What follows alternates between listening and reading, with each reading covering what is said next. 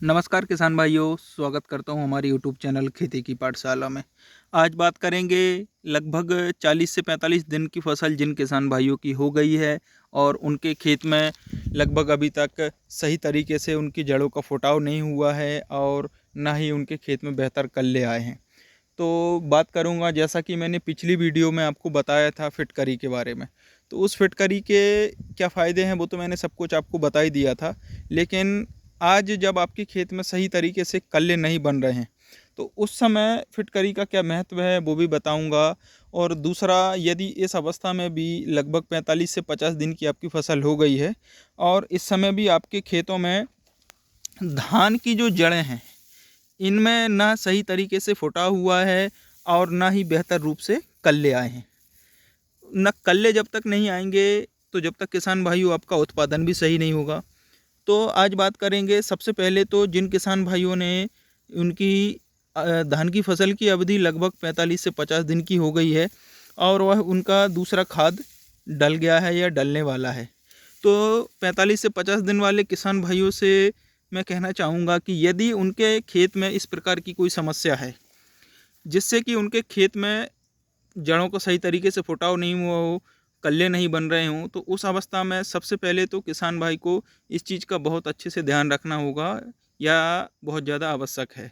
कि उनने अभी तक नॉर्मल यूरिया डीएपी डाल के ही अपने खेत को छोड़ दिया है और वह सोच रहे हैं कि सही तरीके से कल्ले नहीं आ रहे हैं। तो मेरा सभी से निवेदन है कि यदि उनने यूरिया जिंक डीएपी डाल के ही अपने खेत में वह रुक गए हैं तो सबसे पहले जब भी आप दूसरा खाद डालें तो दूसरे खाद में 90% WDG फॉर्म वाला सल्फ़र 3 किलो प्रति एकड़ के हिसाब से यदि आप यूरिया में मिलाकर छिड़काव करते हैं तो उस सल्फ़र का, मैंने पिछली वीडियो में भी बताया था कि सल्फ़र का 2 तरीके से काम होता है। एक तो जड़ फुटाव के लिए भी सल्फ़र का बहुत ज़्यादा उपयोग होता है, दूसरा आपके खेत में या आपकी ज़मीन में किसी भी प्रकार की फंगस है तो सल्फ़र उस फंगस को ठीक करने में भी सल्फ़र का बहुत सा योगदान है। तो किसान भाइयों से मेरा यही अनुरोध है कि यदि उनने अभी तक उनके खेत में जिंक डीएपी यूरिया वगैरह डाल के उनको लग रहा है कि उनके खेत में कल्ले आएंगे या आने वाले हैं, तो किसान भाई इस चीज़ से परेशान ना हो और वह अपने खेत में 15 से 20 किलो यूरिया के साथ में लगभग 3 किलो प्रति एकड़ के हिसाब से सल्फ़र 90% WDG फॉर्म वाला मिलाकर डालें, जिससे कि सल्फ़र से क्या होगा, आपके खेत में जो आवश्यक पोषक तत्व जो पड़े हैं ज़मीन में उन पोषक तत्वों का सही रूप से उपयोग करके वह अपने पौधों को, उनका जो पोषक तत्व हैं वह पौधों को सही रूप से मिलना चालू हो जाएगा, जिससे उनका विकास सही ढंग से होना चालू हो जाएगा। दूसरा, विकास के साथ साथ जड़ का फुटाव अधिक होगा तो कल्ले भी अधिक बनेंगे, कल्ले अधिक बनेंगे तो आपका उत्पादन भी अच्छा होगा। और इसके बाद में भी यदि आपने सल्फ़र जिंक सब कुछ डालने के बाद में भी आपको सही तरीके से अच्छे कल्ले नहीं मिल रहे हैं अपनी फसल में, तो सबसे पहले किसान भाइयों से मेरा यही अनुरोध है कि यदि उनको सही तरीके से कल्ले नहीं बन रहे हैं, दूसरा यदि कल्ले नहीं बन रहे हैं और उनके खेत का पीएच लेवल क्या है उसकी जानकारी ना हो, तो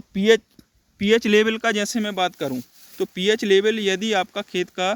ज़्यादा होगा 7.5 से, तो क्या होगा कि आपकी फसल की ग्रोथ बहुत बहुत स्लो होगी। तो फिटकरी का मैंने पिछली वीडियो में जैसा बताया था, फिटकरी यदि आप प्रति 1 किलो के हिसाब से आप फिटकरी का उपयोग करते हैं आपकी धान की फसल में, तो फिटकरी का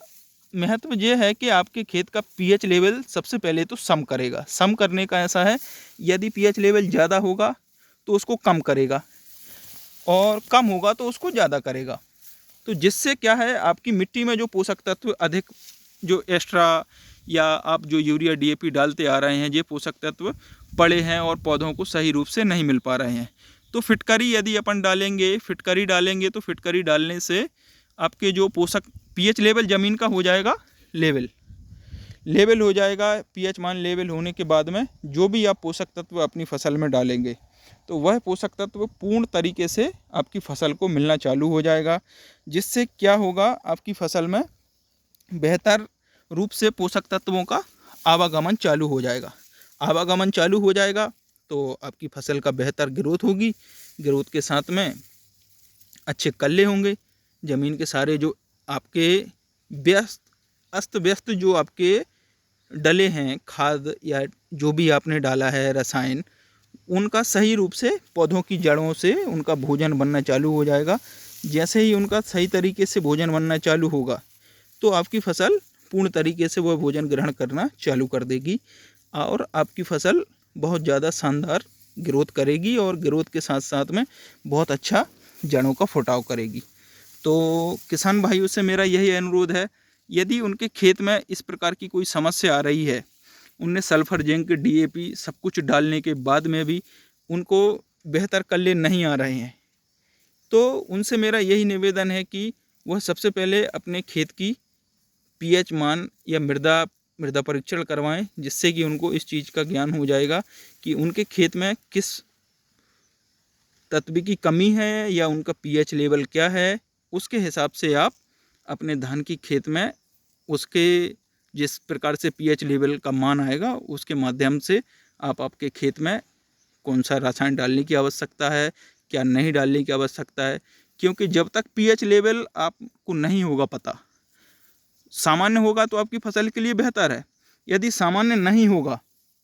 जब तक सामान्य होगा तो ठीक है, यदि सामान्य नहीं होगा तो आपके खेत में वेस्टेज आपका उर्वरक या आपने जो भी तत्व डाले हैं वह वेस्टेज डले रहेंगे। आपकी फसल को उनका कोई लाभ नहीं मिलेगा, ना ही आपकी फसल में अच्छा उत्पादन होगा, ना ही बेहतर कल्ले आएंगे, ना जड़ों का फुटाव होगा। इसलिए मेरा किसान भाइयों से अनुरोध है कि वह अपने खेत का pH मान ज़रूर जांच करवाएं। धन्यवाद किसान भाइयों। इसी तरह की जानकारी पाने के लिए हमारे चैनल खेती की पाठशाला को सब्सक्राइब जरूर करें। हमारा चैनल खेती की पाठशाला को सब्सक्राइब जरूर करें। वीडियो अच्छा लगे तो लाइक एंड शेयर जरूर करें। धन्यवाद किसान भाइयों।